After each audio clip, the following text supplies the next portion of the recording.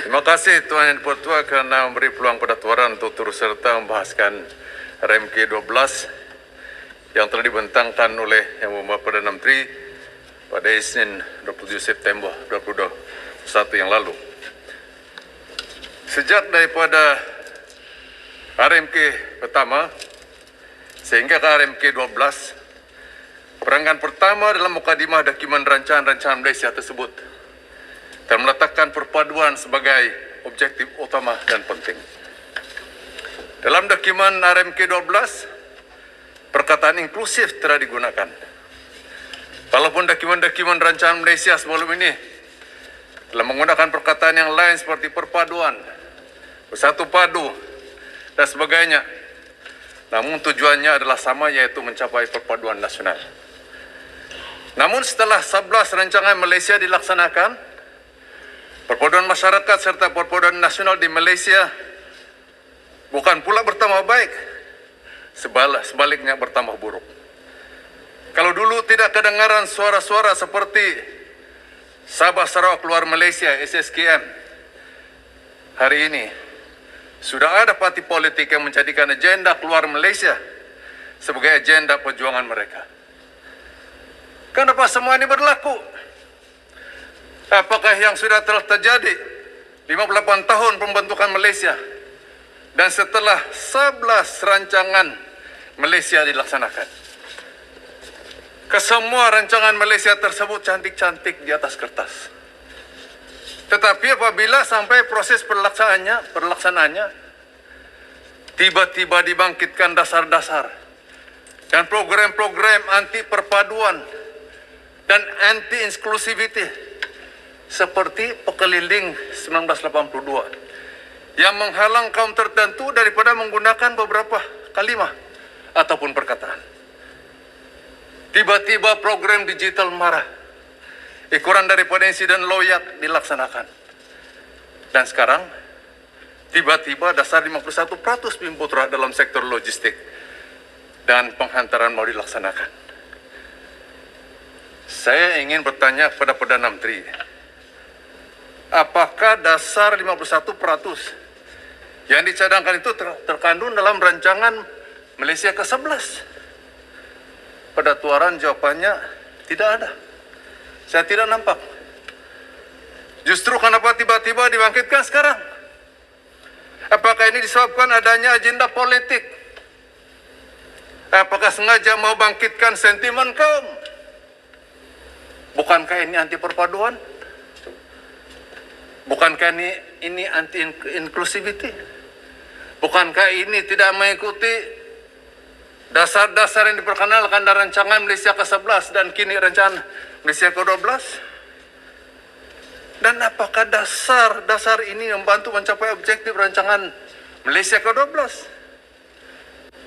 Tuaran minta jawapan daripada Menteri IPU, Menteri Keuangan dan Menteri Pempaduan Negara dalam perkara ini. Di setengah negara seperti Singapura, tidak ada Kementerian Perpaduan Negara.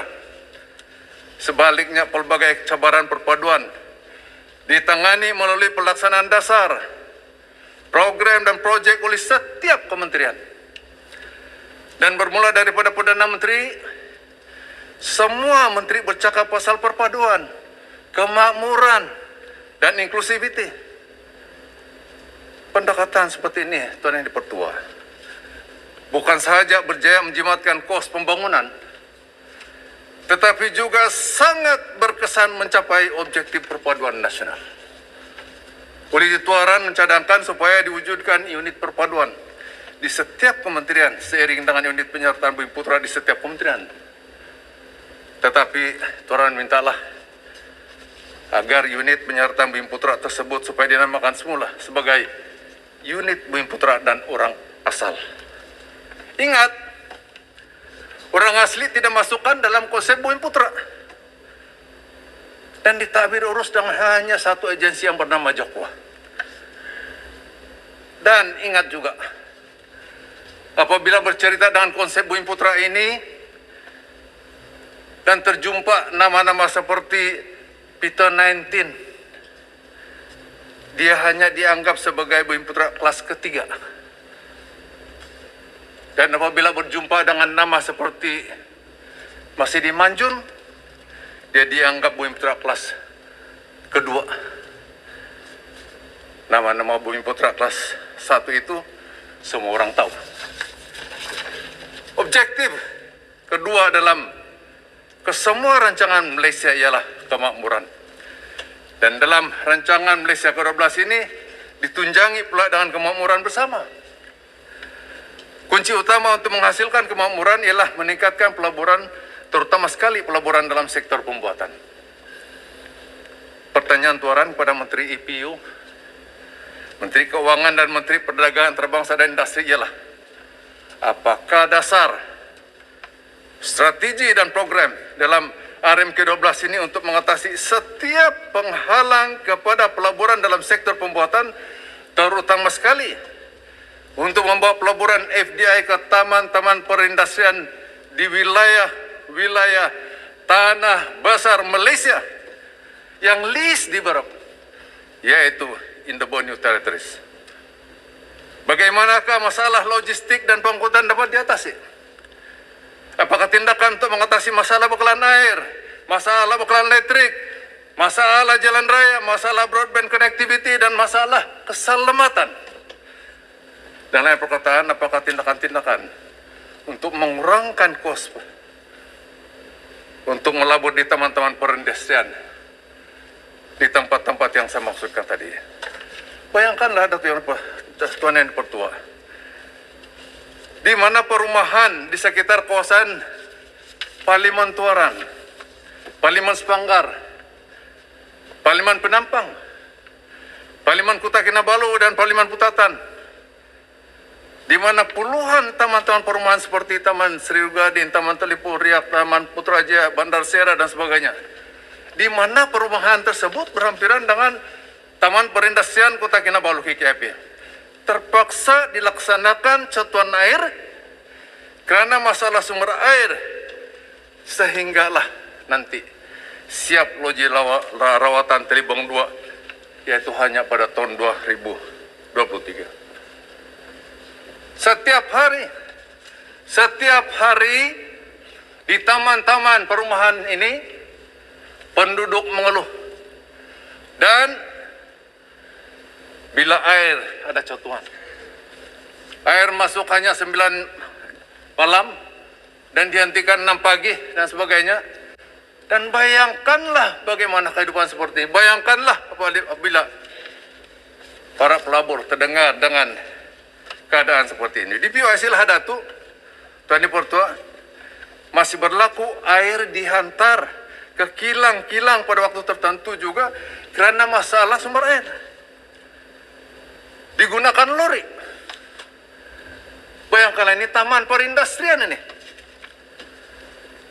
Dan Tuan Yang Pertua, 22 daripada 84 loji rawatan air di Sabah sudah lapuk dan tidak berfungsi sepenuhnya. Non-revenue water NRW di Sabah mencecah 52%, tertinggi di Malaysia. Tuan mau tanya Menteri EPU, apakah 22 loji rawatan air ini telah diberikan peruntukan? Apakah tindakan untuk mengatasi 52% non-revenue kota tersebut? Kekurangan sumber air sebanyak 56 MLD setiap hari di Lahadatu, yang ada kesan terhadap teman perindustrian POIC Lahadatu, hendaklah diselesaikan dengan segera jika sekiranya kita mau menarik pelabur-pelabur ke taman perindustrian tersebut. Tuan, minta sedikit berkaitan dengan air. Just a short. Okay. Terima kasih Datuk Speaker, terima kasih rakan saya dari Tuan. Adakah problem dengan izin di Jabatan Air ini juga terjadi begini kerana there is no proper enforcement of the abuses semasa kes skandal Jabatan Air. Terima kasih. Sebenarnya Yang Berhormat Penampang, terima kasih di atas soalan tersebut. Masalah bekalan air di Sabah begitu besar. Dia ditabir di bawah satu jabatan air. Di Semenanjung ini ditabir dengan satu Suruhanjaya. Dia satu statutory body. Bila dalam jabatan dahulu terbukti dengan skandal dahulu itu, Saya ingat pegawai-pegawai kanan sana hanya memikirkan macam mana mau curi duit. Terbukti duit-duit termasuk dalam icebox dan sebagainya. Sehingga pada hari ini tidak ada penyelesaian. Bagi saya, untuk menyelesaikan masalah ini, Jabatan Air Sabah kena transform. Dia kena jadi statutory body. Dan yang berhormat kena bawah tangan, Timbalan Ketua Menteri dan juga Menteri yang bertanggung jawab pada Jabatan Air juga telah mencadangkan ini dan kita menyokong. Persoalannya ialah sama ada pihak IPU dan dalam rancangan Malaysia ke-12 ini, perkara ini telah dibincang atau tidak. Apabila kalau betul lah sampai 2 bilion pos yang dibayar pada perunding dalam rancangan Malaysia ke-12 ini, apakah perkara ini telah dibincang? Sebab jika sekiranya masalah air Sabah tidak diselesaikan, saya pikir cita-cita kemakmuran itu tidak tercapai. Cita-cita untuk melonjakkan peratusan FDI ataupun sumbangan sektor pembuatan ke GDP tidak akan tercapai. Jadi persoalan saya, Tuan Dipertua, apa kerajaan bersungguh-sungguh mengembalikan segenap tenaga dan kekuatan untuk mengoptimalkan potensi pelabuhan di Pasar Datu dengan pelabuhannya yang sudah dikenali sebagai The Rotterdam of the East, sekaligus untuk memaksimalkan potensi The Lombok Makassar Strait, terutama sekali dengan adanya perpindahan ibu kota Indonesia daripada Jakarta ke Kalimantan Timur. Apakah langkah-langkah untuk mengembalikan kekuatan lokasi geografis Sabah yang begitu dekat dengan negara Cina, malah lokasi geografis Sabah yang terletak di tengah-tengah Brunei, Indonesia, Malaysia, Philippines, East Asia Growth Area atau BIMP Yaga.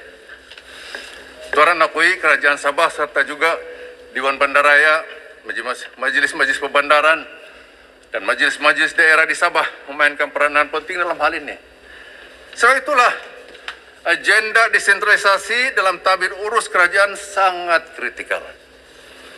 Selama ini pemikiran yang mengatakan kerajaan tahu segala-galanya dengan agenda pemusatan kuasa yang keterlaluan di Putrajaya terbukti gagal menyelesaikan banyak masalah dan cabaran pembangunan terutama sekali yang bersifat lokal. So itulah agenda desentralisasi dalam tabir urus kerajaan yang melibatkan semua kerajaan-kerajaan negeri di seluruh negara. Tuan minta supaya dilaksanakan di bawah satu majelis bernama Majelis Urus Tadbir Persekutuan Negeri dan Desentralisasi. Khusus untuk wilayah tanah besar Malaysia, yakni the Borneo Territories, Tuan mencadangkan supaya Intergovernmental Committee kedua ataupun IGC 2.0 perlu diwujudkan dengan segera untuk mengkaji semula terma-terma dalam hal yang melibatkan kuasa negeri, kuasa persekutuan dan senarai bersama seperti mana yang terkandung dalam jadual ke-9 Perlembagaan Persekutuan. Proses merancang RMK-12 ini bermula sebelum pandemik COVID-19 dan setelah diluluskan Dewan Yang Mulia ini nanti akan dilaksanakan dalam keadaan di mana negara kita dan dunia sejagat berada dalam pemulihan ekonomi. Sebab itu RMK-12 ini perlu disesuaikan dengan keadaan ekonomi semasa yang hendaklah dibuat dalam midterm review nanti. Dalam usaha meningkatkan peleburan dalam sektor pembuatan khususnya untuk mencapai sasaran 30% sumbangan sektor pembuatan kepada GDP, Tuan mencadangkan supaya pihak IPU menubuhkan satu pembangunan sekretariat RMK-12 dan pegawai-pegawai IPU adalah turun padang berbincang dan pegawai-pegawai yang terlibat secara langsung dengan taman-taman perindustrian seperti KKIP Sdn Bhd, PUIC Sdn Bhd, SOGIP ataupun ISOGI di Sdn Bhd di Sabah dan juga pegawai-pegawai di Invest Sabah Sdn Bhd untuk mendapatkan maklum balas secara berterusan apakah kekangan menarik pelabur FDI ke destinasi peleburan tersebut. Seiring dengan itu, Tuan mengulangi cadangan supaya wilayah-wilayah tanah besar Malaysia khususnya Sabah diisytiharkan sebagai the least developed territories. Dan dengan itu satu pengecualian cukai dalam beberapa perkara diberikan kepada para FDI dalam sektor pembuatan yang melabur di sana. Apapun Tuan Yang Dipertua, RMK 12 ini pastinya akan diluluskan oleh Dewan Yang Mulia ini hanya kerana adanya Memorandum of Understanding di antara Kerajaan Persekutuan dan Pakatan Harapan dan ahli-ahli Parlimen. Pakatan Harapan dan ahli-ahli Parlimen pula memberi sokongan bermula daripada usul menjunjung kasih Tita Ucapan Diraja RMK 12 ini, dan juga nanti bajet 2022 setelah pihak kerajaan bersetuju melaksanakan 18 perkara reformasi bermula sekarang hingga Julai 2022. Apa yang Tuan ingin tanya kepada Perdana Menteri ialah, kenapakah hanya kerana mau mempertahankan kuasa dan kedudukan baru mau melaksanakan reformasi? Nampaknya di negara kita ini reformasi hanya dibuat apabila terpaksa dan bukannya di atas keyakinan, bukannya di atas perancangan. Di Dewan Yang Mulia ini semakin ramai yang bercakap tentang jurang pembangunan wilayah di antara tanah besar Malaysia dan semenanjung Malaysia. Hanya kerana mereka memerlukan sokongan dan undi daripada Sabah dan Sarawak. Dulu,